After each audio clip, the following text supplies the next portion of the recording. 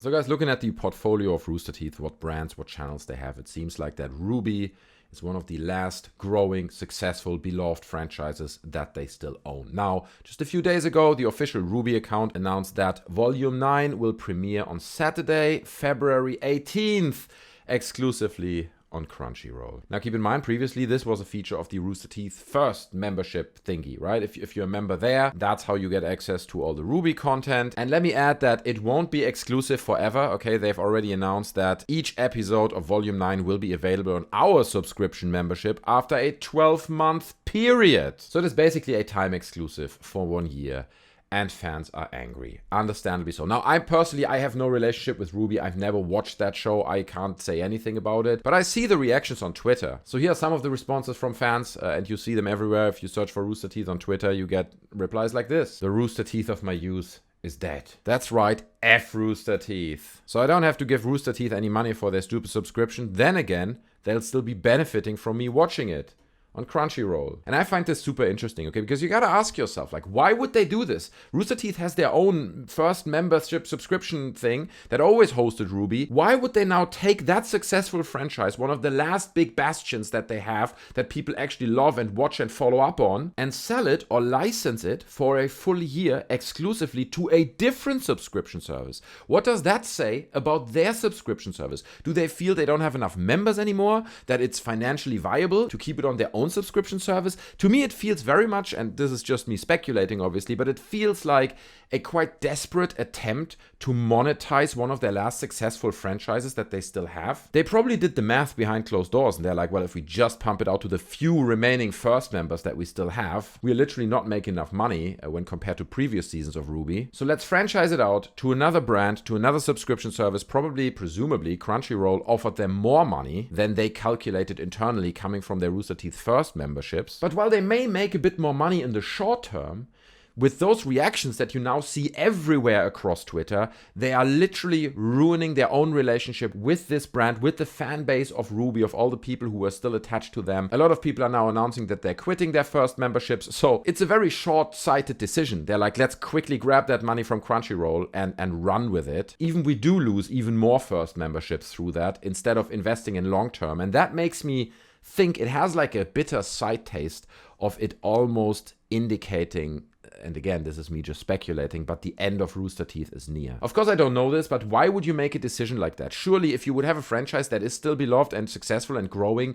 you would definitely want to pump that into your subscription service so that more people sign up. You can grow your brand. But if you've kind of given up on your own subscription service, then you might consider steps like franchising it out for a quick buck. So it's a bit concerning. Obviously, this is just me interpreting this situation, but it's a bit worrying. But obviously, as a reaction coming out of all that disappointment from the fans, people are angry. And people are now officially promoting piracy. And they're like, guys, how can they make it exclusively on Crunchyroll? This is outrageous. Yahar, it's a pirate life for me. But to be honest, I don't even know if I want to watch it. And this is something that I hear over on our Discord quite a lot.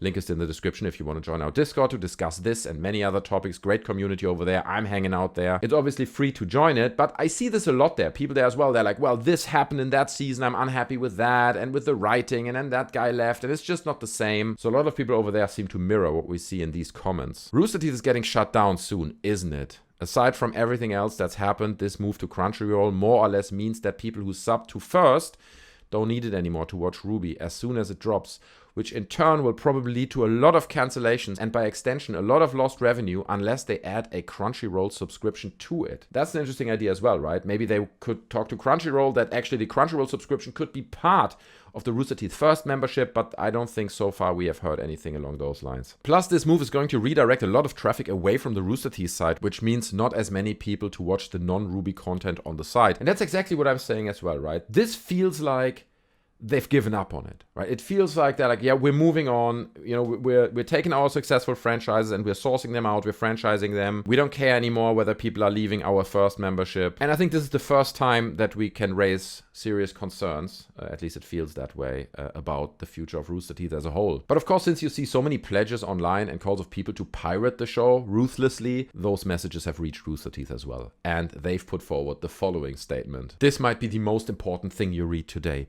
We realize realize that many of you will assume that it is now okay to pirate the show because it's on a big media platform and the IP is owned by a big media conglomerate.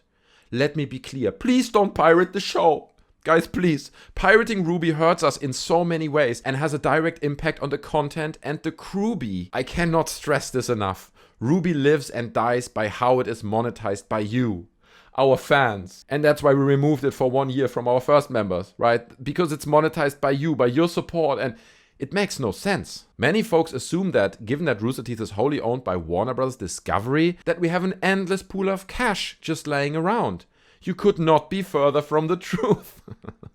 Well, we are indeed owned by Warner Bros. Discovery and love being part of that family. Let's put that in there. I'm sure they didn't have that in the beginning. It's like, can we put that one sentence in there that we actually love being part of that family? We typically tend to run Rooster Teeth as an independent business within the larger framework of the organization. Contrary to popular belief, we do not receive an annual bucket of money to fund the show. So to be honest with you, this is just incredibly ironic. It's a massive self-own. Because on one hand, obviously, they're like, guys, we live off your guys' funding, and that's why we remove the show from you having access and put it on a different subscription service. Like, that makes no sense. Also, apparently there wasn't an issue when they allegedly didn't pay staff for working for them for about 1 year, okay? I'll link all the videos that I did about this, breaking it down in the description. You can check out the story. We heard these rumors about anti-union behavior within Rooster Teeth, and when they allegedly treated staff horribly, like in the many cases, like in Kdin's case, in Mika Burton's case, we've heard so many reports. That's not a big issue. But if you pirate RWBY, that's, please don't do that. That wouldn't be fair. That's just not fair to us, you know. It is once again like this hypocrisy that's been going through Rooster Teeth. I understand they want to make the money and make an appropriate revenue from shows like RWBY and pay their animators and all that and make a little bit money on the side. I get all that, but they're talking in what I just read as if it's like a moral issue to pirate RWBY, right? Because it affects us negatively. It's a moral problem. But when they did all this immoral stuff, allegedly, that wasn't a big deal. That's been going on for years. The hypocrisy is staggering. And obviously, fans are not pleased with that reply. Okay, so don't pirate the show, question mark. LMAO, that's exactly what I'm gonna do. Why the hell am I going to support such a horrible company? I'm sorry, but I refuse to support either Rooster Teeth or Crunchyroll. You can always pirate RWBY. It is always morally correct.